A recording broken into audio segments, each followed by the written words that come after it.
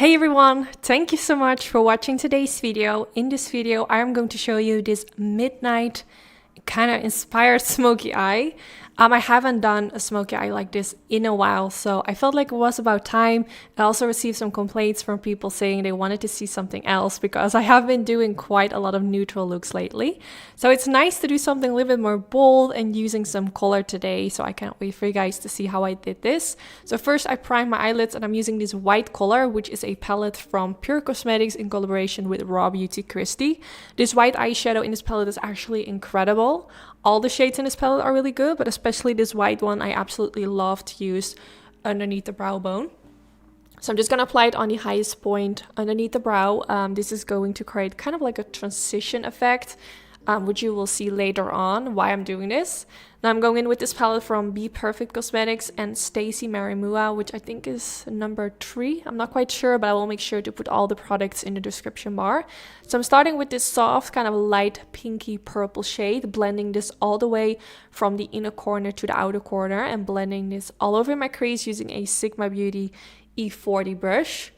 When this shade is everywhere, nicely blended out, I'm going to darken it up using the shade Tahiti with a blending brush, which is a little bit tinier. This one is by Morphe and Jaclyn Hill. Focusing first kind of like in the outer V area, making circular motions, trying to darken it up. And of course, everything I'm doing at one side of my eye, I'm also doing at the other side, of course. Just kind of going back in with more and more of that shade to make it as dark as possible, and just making circular motions with my brush so that everything is nicely blended out.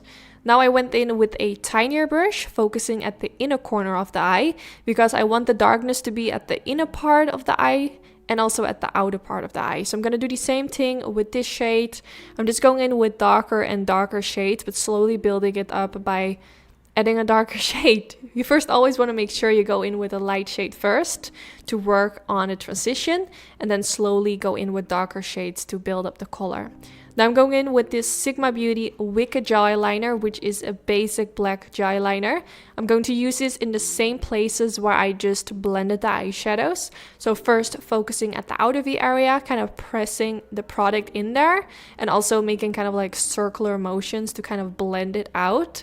And then later on, when I have applied this in the outer V area, I am also going to apply it in the inner corner. So this way you have some darkness at the inner part of the eyelid and also at the outer part of the eyelid. And this is going to help to create a halo eye look because you want to have darkness at both sides and light at the middle part. So you want to make sure that you use all the shades that you use at the outer part, that you also use it in the inner part. So this way you have the same amount of darkness at both sides, if that makes sense. So I'm just slowly building it up. You want to make sure you don't use too much gel eyeliner because this way it's going to be harder to blend it out. So just use a little bit. You can always go back in with more. This is my tip that I can give you guys. If you apply too much, it's always really hard. Like, how are you going to fix it? So less is more. You can always go back in with more. So yeah, hopefully that will help you guys. Now I went in with a little bit of black eyeshadow, blending this around the edges to make it more soft. Then I'm gonna use a mixture of that pink color and that purple and blending a little bit of that around the edges as well, because the gel eyeliner kind of kept me with kind of not really super harsh, but always harsher than using like a soft eyeshadow. So I'm just gonna blend this along the edges to just make it look softer around those areas. Then now I'm going in with some concealer and a concealer brush and applying a little bit of that in the center of the eyelid. This way I have kind of like a blank spot, so my eyeshadow is gonna pop out a bit more. I'm gonna use this golden eyeshadow from Pat McGrath, which I received a really long time ago. I think this is actually the old packaging because I was looking at her website and it looks different right now, but it's the same product.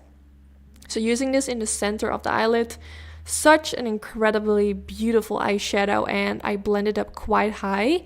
Then I'm going in with the color Lagoon with a tiny blending brush, blending this right next to that golden shade, kind of smudging it into the darkness in the outer V and the inner corner of the eye.